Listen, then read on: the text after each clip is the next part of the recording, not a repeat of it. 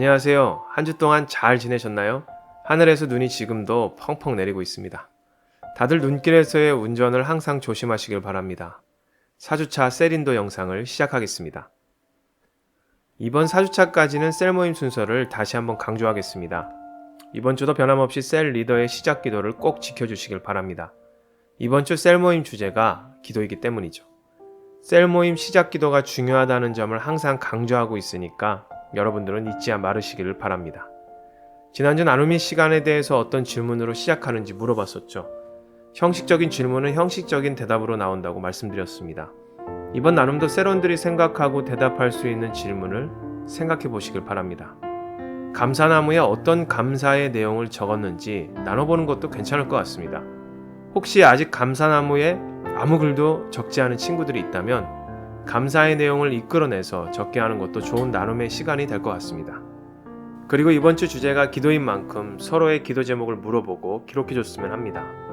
그리고 셀 모임이 끝날 때 서로의 기도 제목을 두고 함께 기도하는 시간을 가져보세요.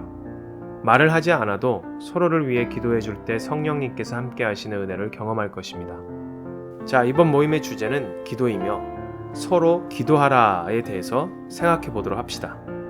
나눔이 끝난 후 중요 말씀을 다 같이 읽어주세요.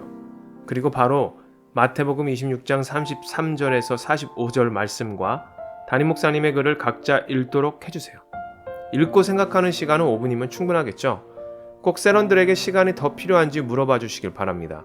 작은 배려가 모임의 격을 만들어갑니다.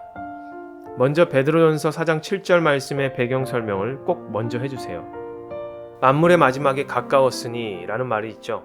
참고로 7절에서 11절까지의 말씀은 마지막 때를 기다리는 그리스도인이 공동체 안에서 성도 상호 간에 어떤 모습으로 살아가야 할 것인가에 대해 지침을 주는 부분입니다.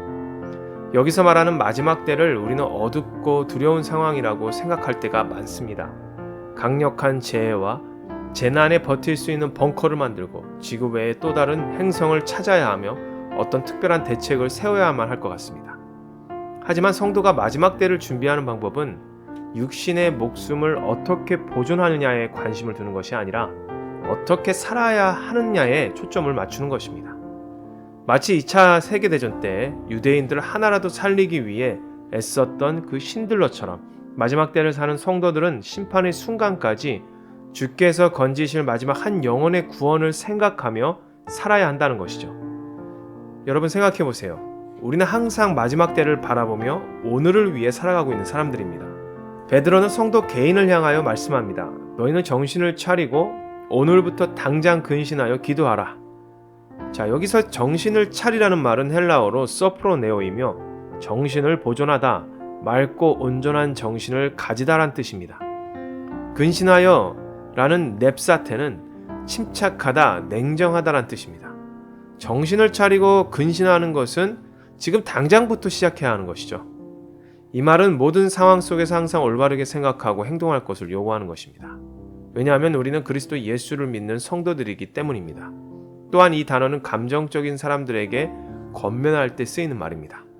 로마가 지배하던 이 당시는 유대인들의 마음에 항상 억압된 삶에서 끌어오르는 분노가 가득했었습니다.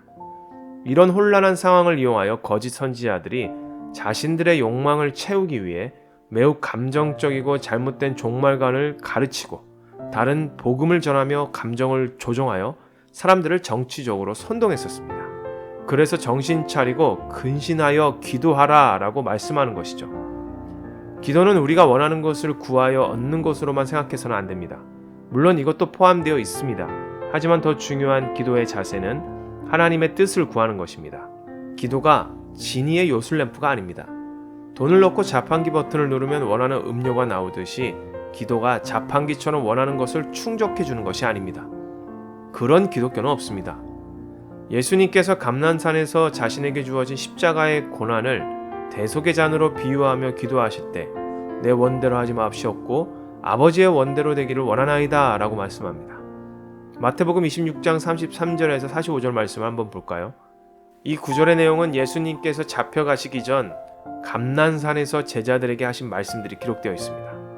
예수님께서는 오늘 밤 제자들이 다 나를 버린다고 말씀하시며 자신이 죽고 부활할 것임을 예시하죠. 그런데 여기서 베드로는 자신이 주를 절대 버리지 않는다고 장담합니다. 그러자 예수님께서 오늘 밤 닭이 울기 전에 너 베드로가 3번 나를 부인하리라 라고 말씀합니다. 베드로는 내가 주와 함께 죽을지언정 주를 부인하지 않겠다고 대답하며 동시에 모든 제자들도 베드로와 똑같이 말합니다. 자, 생각해 보세요. 십자가에서 인간의 몸으로 죽어야 하는 사실을 알고 계시는 예수님의 심정이 어떠했을까요? 38절에 예수님의 심정이 정확하게 나옵니다. 내 마음이 고민하여 죽게 되었으니. 여기서 예수님이 이렇게 기도를 하죠. 나의 원대로 마시옵고 아버지의 원대로 하옵소서. 그런데 제자들은 자고 있습니다. 그들은 예수님의 말씀에 관심이 없었거나 그분의 말씀을 믿지 못했을 것입니다. 그런데 예수님은 잘 따라다닙니다. 예수님이 죽는다는 건 그들에게 절대 있어서는 안 되는 일이었습니다. 여러분, 죽는 것보다 부활하는 것이 정말 놀라운 사실 아닙니까? 분명히 자신이 부활한다고 말했는데 제자들의 관심이 전혀 다른 곳에 있었습니다. 우리는 왜 말씀을 들을 때 또 주님을 대할 때 졸음이 올까요? 우리가 교회에 나오는 이유와 목적이 무엇입니까? 우리는 정말 정신 차리고 근신하여 기도하는 삶을 살아가고 있습니까? 이번 주도 스스로에게 질문하고 고민하고 또 함께 토론하며 은혜를 회복하는 셀 모임이 되기를 축원드립니다.